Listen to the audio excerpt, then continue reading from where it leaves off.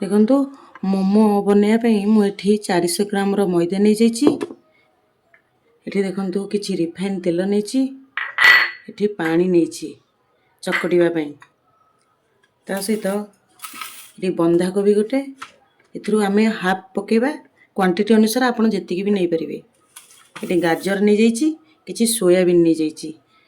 ଆମେ ମୋମୋର ଚଟଣି ବନେଇବା ପାଇଁ 2ଟା ଟମାଟୋ ମୁଁ ନେଇଛି, କିଛି ଶୁଖିଲା ଲଙ୍କାକୁ ନେଇଯାଇଛି। କିନ୍ତୁ ଏସବୁକୁ ଆମେ ସାଇଡ଼୍ କରିନେବା। ଏବେ ଆରମ୍ଭ କରିବା ମୋମୋର ଏକ ସ୍ୱାଦିଷ୍ଟ ରେସିପି। କୋବିକୁ ମୁଁ ଏଠି ଫାଳ କରି ନେଇଛି। ଆମେ ଚାହିଁଲେ ଗ୍ରେଟର ସାହାଯ୍ୟରେ ଏହାକୁ ଗ୍ରେଟ୍ କରିପାରିବା, ନହେଲେ ଆପଣ ଚାହିଁଲେ ଚପର ସାହାଯ୍ୟରେ ମଧ୍ୟ ଚପ୍ କରିପାରିବେ।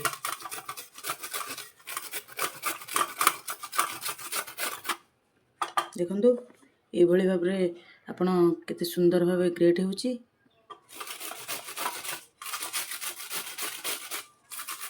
ସୋୟାବିନ୍ ନେଇଥିଲି, ତାକୁ ଆମେ ପାଣି ଗରମ ହେଇଯାଇଛି। ବର୍ତ୍ତମାନ ସୋୟାବିନ୍କୁ ସେଥିରେ ପକେଇକି କିଛି ସମୟ ପାଇଁ ଛାଡ଼ିଦେବା, ଯେହେତୁ ସୋୟାବିନ୍ଟା ସଫ୍ଟ ହେଇଯିବ।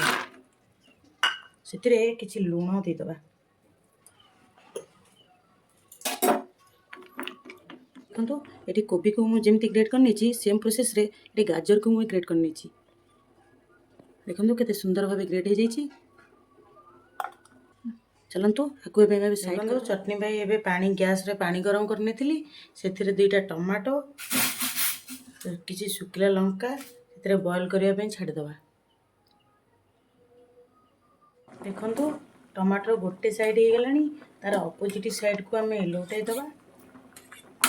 ବଏଲ୍ କରିବା ପାଇଁ ଯେଉଁ ଛାଡ଼ିଥିଲି ଟମାଟୋ ଶୁଖିଲା ଲଙ୍କା ଏବେ ସିଝି ଯାଇଛି, ଫାଟିଗଲାଣି। ଏମିତି ଫାଟିବା ଯାଏ ଆପଣ ତାକୁ ବଏଲ୍ କରିନେବେ। ଦେଖନ୍ତୁ ତାକୁ ଏବେ ଗୋଟେ ପ୍ଲେଟ୍କୁ ମୁଁ କାଢ଼ି ନେବି।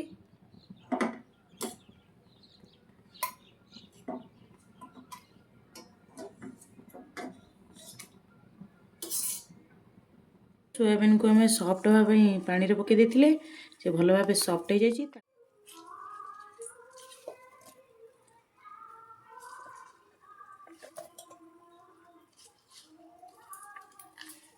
ଏମିତି ଭଲ ଭାବେ ଚିପୁଡ଼ି ଦେବେ।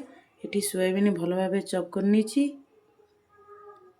ଦେଖନ୍ତୁ ସୋୟାବିନ୍ କି ଏତିକି ଟିକେ ଖଦଡ଼ ଯେମିତି ଥିବ, ପୁରା ପ୍ଲେନ୍ କରିବେନି। ପ୍ଲେନ୍ କଲେ ତାର ଟେଷ୍ଟ ଭଲ ଆସିନି।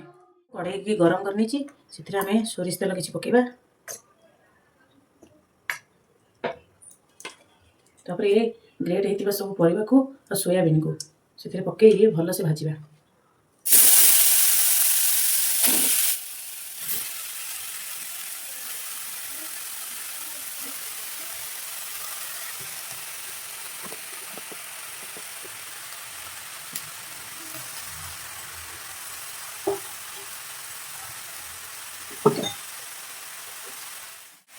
ସେଥିରେ ଆମେ ସ୍ୱାଦ ଅନୁସାରେ ଲୁଣ,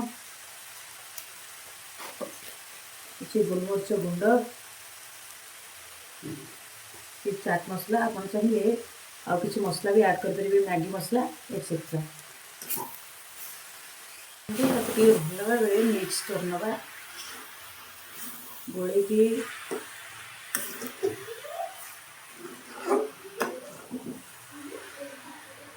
କିଛି ସମୟ ସିଝିବା ପାଇଁ ତାକୁ ଛାଡ଼ିଦେବା।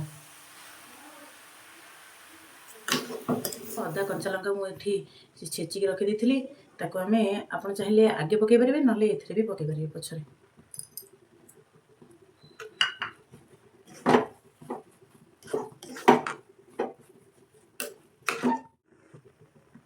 ଦେଖନ୍ତୁ ସୋୟା ସସ୍ କିଛି ନେଇଛି, ସେଥିରେ ଟିକେ ଆଡ଼୍ କରିଦେବା।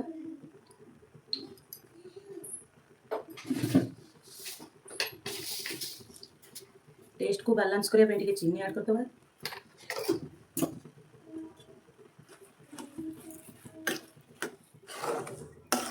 ଦେଖନ୍ତୁ ଷ୍ଟଫିଂ ପାଇଁ ଏବେ ମସଲା ରେଡ଼ି ହେଇଯାଇଛି, ତାକୁ ଆମେ ଗୋଟେ ଜାଗାରେ କାଢ଼ି ନେବା।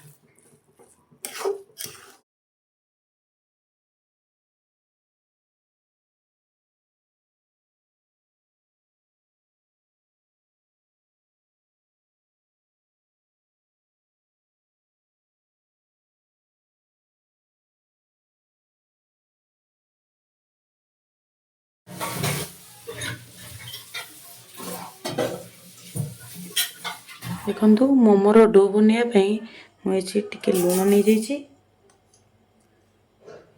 ମଇଦାକୁ ଆମେ ପକାଇ ନେବା। ଏଥିରେ ଅଳ୍ପ ଟିକେ ଟିକେ ଟିକେ ଟିକେ ପାଣି ଦେଇକି ତାକୁ ଚକଟି ନେବା।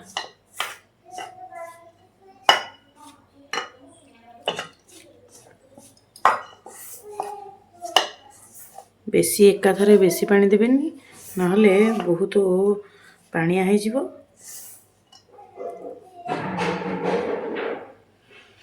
ତାକୁ ଆମେ ବେଶୀ ପତଳା କରିବାନି କି ବେଶୀ ମୋଟା କରିବାନି, ଟିକେ ଟାଣ ରଖିକି ଚକଟିବା। ଟାଣ ରଖିକି ଚକଟିଲେ ମୋମୋଟା ଟିକେ ଭଲ ଲାଗେ, ଭଲ ହେଇଥାଏ। ପୁରା ନରମ ହେଲେ ଷ୍ଟଫିଂଟା ଭଲ ହୁଏ ନାହିଁ।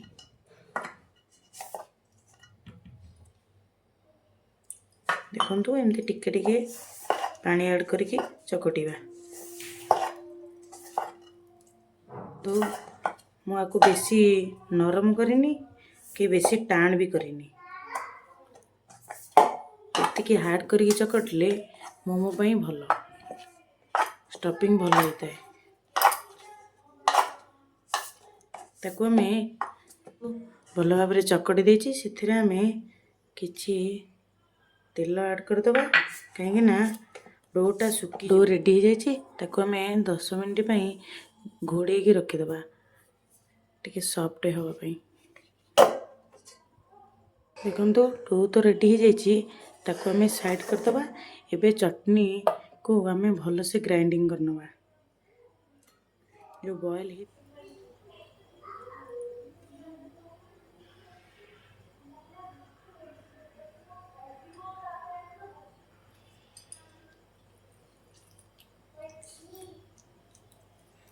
ଏମିତି ଚୋପାକୁ ସବୁ ବାହାର କରିନେବା।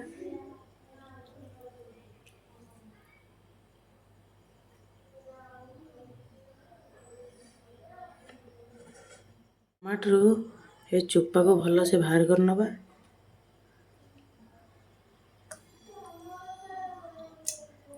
ଯେଉଁ ଲଙ୍କାର ଡେମ୍ଫ ସବୁ ଛିଡ଼େଇକି ରଖିଦେବା, ଡେମ୍ଫ ଛିଡ଼େଇକି ଆମେ ପକାଇବା।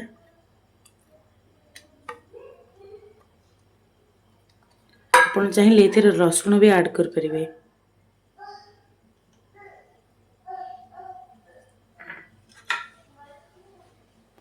ମୁଁ କିଛି ଧନିଆ ପତ୍ର ବି ନେଇଛି, ଟିକେ ଫ୍ଲେଭର୍ ପାଇଁ ଭଲ ଲାଗେ। ଦେଖନ୍ତୁ ମୋମୋ ଚଟନୀ ଏବେ ରେଡ଼ି ହେଇଯାଇଛି, ତାକୁ ଗୋଟେ ବାଉଲରେ କାଢ଼ି ନେବା।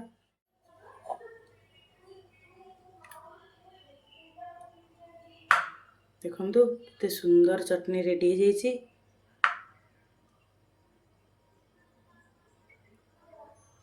ଆପଣମାନେ କେମିତି ଚଟନୀ ବନାନ୍ତି କମେଣ୍ଟ ମାଧ୍ୟମରେ ନିଶ୍ଚିତ ଜଣାଇବେ।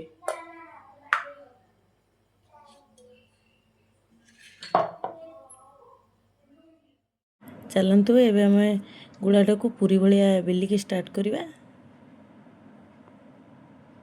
ମୁଁ ଗୋଟେ ବଡ଼ ଗୁଳା ନେଇଯାଇଛି, ତାକୁ ଗୋଟେ ତାଟିଆ ସାହାଯ୍ୟରେ ଆମେ ଛୋଟ ଛୋଟ କରି କାଟିକି ମଧ୍ୟ କରିପାରିବା, ନହେଲେ ଆପଣ ଚାହିଁଲେ ଛୋଟ ଛୋଟ ଗୁଳା ମଧ୍ୟ କରିକି କରିପାରିବେ। ଏମିତି କଲେ ଟିକେ ଜଲ୍ଦି ହେଇଥାଏ, ସେଥିପାଇଁ ଆମେ ବଡ଼ ଗୁଳା ନେଇକି ମୁଁ କାଟି ଦେଇଛି। କାଟିକି ମଧ୍ୟ କରିପାରିବେ, ଏମିତି ଗୋଟେ ତାଟିଆ ସାହାଯ୍ୟରେ କାଟିବେ, ଏମିତି ଟିକେ ଜଲ୍ଦି ହେଇଥାଏ ଆଉ।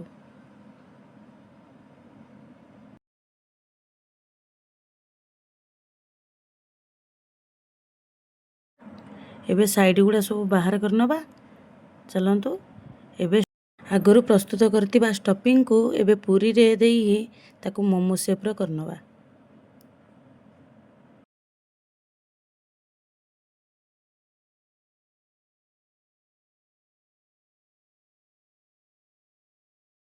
ଏହିପରି ଭାବେ ତାକୁ ଭଲସେ ସାଇଡ଼୍ ଗୁଡ଼ାକ ଭଲସେ ମୋଡ଼ି ନେବେ, ନହେଲେ ଫିଟି ଯାଇଥାଏ ଆଉ ଭଲ ଦେଖାଯିବନି ବି।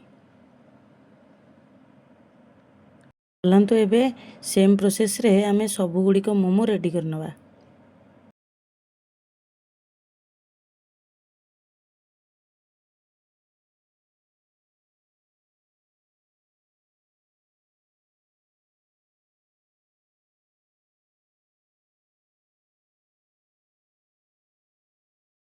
ଏବେ ଚାଲନ୍ତୁ ମୋମୋ ଗୁଡ଼ିକ ଷ୍ଟିମ୍ କରିବା ପାଇଁ ରଖିନେବା।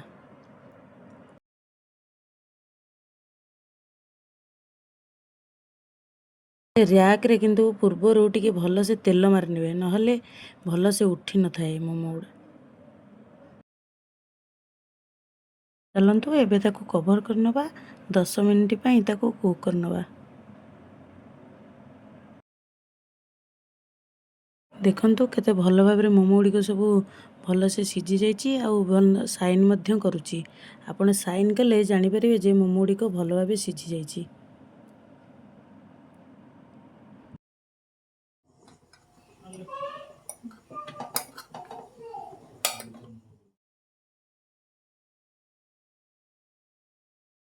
देखंतु मोमो टी भल ट्रांसपेरेंट हवा कथा और भीतर स्टफिंग भी देखा जिबा कथा।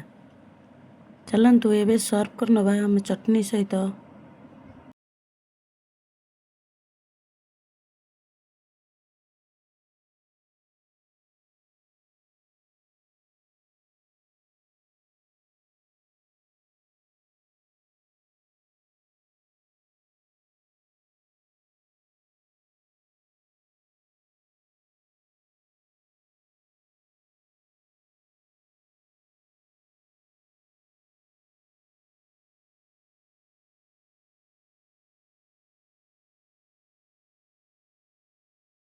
भिडियोटी जदि भल लगी थाए सब्सक्राइब करने को केबे भी भूलिबेनी।